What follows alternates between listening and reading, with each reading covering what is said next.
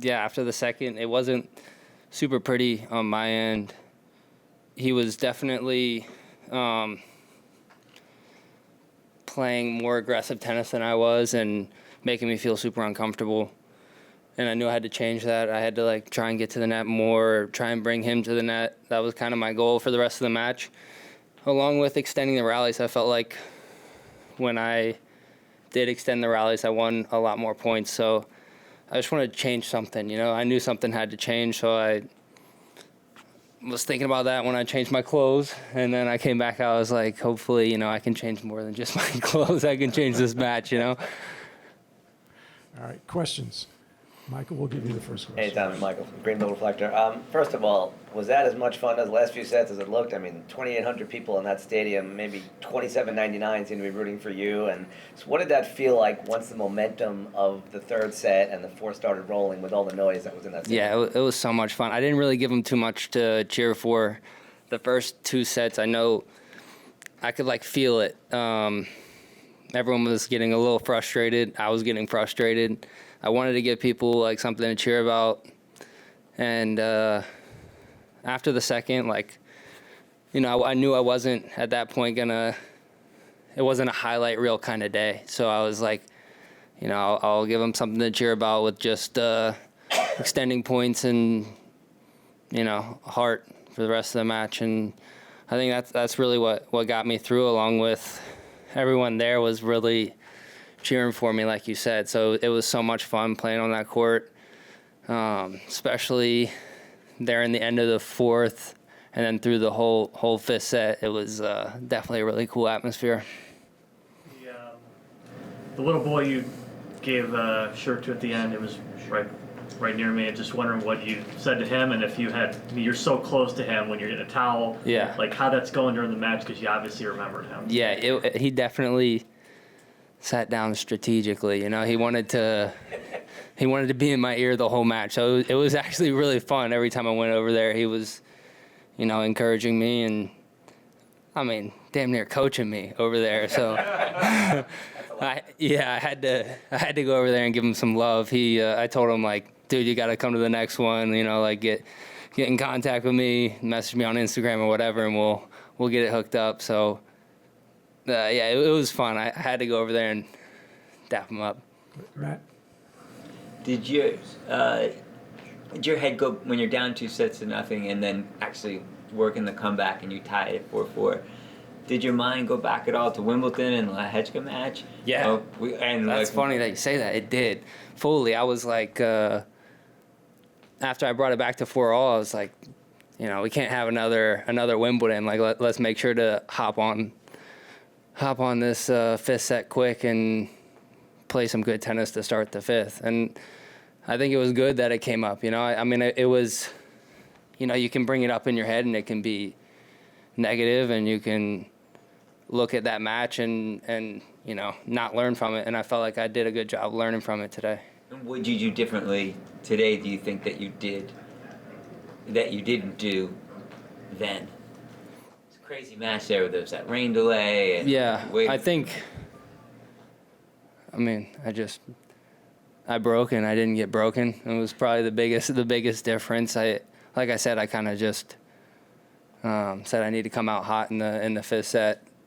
Really used the momentum. It also helped, like you guys have said, the whole crowd was on my side. I think he was getting more frustrated than Lehechka was getting in Wimbledon, you know. Richard?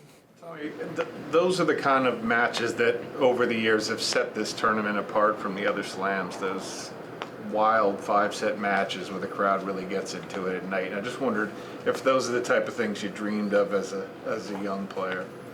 Absolutely. You know, I remember a match on that court with Donald Young. I think he was down 2-0 on that court and came back and won in 5. And I think I was like pretty young at the time, and I was like, you know, that would be so cool to do that one day. And I mean, I think the atmosphere out there today was probably even better than the atmosphere when he played. So it was definitely really cool experience. Obviously, I'd like to win a little quicker, but overall, like for a 5-set match, like I don't know what he said, 3 hours and something. It wasn't that long. So 3:12. yeah, that's good for my legs and good for me if I want to try and go deeper in the tournament. Okay. Andrew. Andrew Jones, ESPN and Skate Tommy. You said that it didn't feel that long, but you still had to come back from 2 sets of none down, and that shows your fitness of being one of the fittest guys on tour. Can you just talk about that, as well as Brad Stein now having a new co-coach with that wonderful kid, as Ed mentioned? Yeah, I mean, we definitely get after it in the gym. I don't think I won this match because of fitness, really.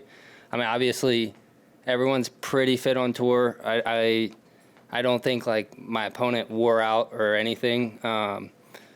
But to win matches like this, you do have to have good fitness. So, yeah, I mean, we crush it in the gym, and I never want to lose a match due to fitness. And today was a prime example of if I didn't do all those days in the gym, like, I wouldn't have been able to win that match or, like, come back from 2 sets to love. 5 sets are a different beast than 2 out of 3. That's why we have days in between, you know? Like, we need the rest. I mean, I just got straight out the ice bath, and I'll probably do another one tomorrow.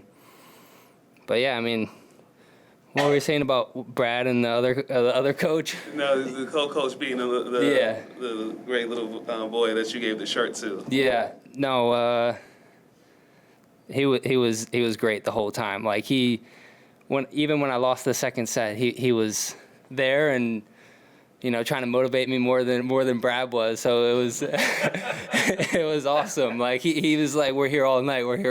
Like, he kept saying we're here for 5 sets. Like, so it was cool. Like, he wanted to win the match as bad as I did, you know.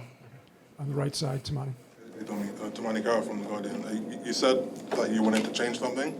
Just wondering how you've kind of improved as a problem solver to, like, figure out what you needed to do to win the match, and also, like, how satisfying is it to have, like, a complete game and different things to draw upon, because, you know, not everyone has that. Yeah. No, it was for me. It was mainly trying to use the rest of my so-called all-court game. I try and have an all-court game. But the first 2 sets, he was dominating me from the baseline, and we were playing quick points, and we were playing the kind of tennis that he wanted to play. And my whole goal was to try and switch that up, try and get to the net, bring him to the net, slice a little more. And it's not always easy. He returns really well. If I don't make my first serve, he attacks my second, and the point is on his string. So, you know, there's a little adjustments that need to be made, but ultimately, I think I did a really good job of it today. Wish I did it earlier in the match, but yeah, I mean, I'm happy to get through it in any way. Michael Day. Tommy, so much of the sport is mental, and you had never come back from 2 sets down at a slam before. So when did you really start to believe this was going to happen or this could happen? Was it when you got a break in the third, or was it, I mean, did you always have that belief? Because not having ever done it before, it's sometimes hard to think you can do it. So when did that start to kick in that, hey, I'm really going to win this and I can do this? I mean, probably before I even lost the second set, to be honest. Like, I got down a break in the second. I got down 2 breaks, and, you know, I still want to win the match. So I'm like, you got to win this in 5 if you're going to win. There was no doubt in my mind that I could come back and win in 5. But like you said, I'd never done it before, so no better place to do it for the first time than New York City, you know? Name and affiliation, please. Name and affiliation. Ed McGrogan, Tennis Channel. You get Davidovich Fokina next. You played him twice this year. One was in 5 sets in Melbourne. Just your thoughts on seeing him again, because that'll be another test, obviously. Yeah, absolutely. We had, probably one of the best matches for me that I was involved in this year. In Australia, we played 5 sets, and it was a real roller coaster match, and the level was off the charts, I thought. So he's obviously been playing really, really great, and it's going to be a major challenge. Like, he's another guy who I don't think he's ever lost a match due to fitness. So hopefully we have a full-on war and the better man wins. Okay. Who else? Matt, go ahead. Just curious, he was really creeping in, being very aggressive on your second serve. Today? Yeah. Yeah. I was wondering, does that have any effect on you? You must see that when you're sort of setting up, and Yeah. How do you experience that as a server when you see a guy standing a foot inside the baseline? I thought it was kind of weird. I tried to body him up sometimes, but he actually returned pretty well from that spot. I was pretty impressed with it. I mean, I like returning early, and he took that away from me. He was bodying me up really well, and normally when people body me up, I can kind of get out of the way, but he was hitting big serves, and You were way back on his second serve, right? yeah, at the end of the match. Yeah. Or the last 3 sets. In the first set and a half, I was trying to take it early, but he kind of took it away from me, and I tried to take it away from him, and he was returning really well from there. So, I mean, I was overall impressed, and I think it was an interesting play. Hey, Tommy. Isaac Golden from Brothers on Tennis, Black Tennis Magazine. First and foremost, congratulations. I wanted to know about the serve and volley tactic because, again, I feel like you integrated that so well across the third, fourth, and fifth set. Was there an intention that you had as far as trying to throw it in a couple of times each game, or what was your thought process about the serve and volley? Yeah, no, definitely I was trying to get to the net in any way I could. Serve and volley is probably the easiest way to get to the net. You don't always know because like he returns hard and well, so it's not easy to serve and volley and get to the net against guys like that. But like I said, after the first set, I really wanted to find the net, and serve and volley is the best way to do it. So before the match, we talked about trying to get in some. I wasn't comfortable in the first 2 sets anywhere really in the court, and I kind of just forced myself to do it.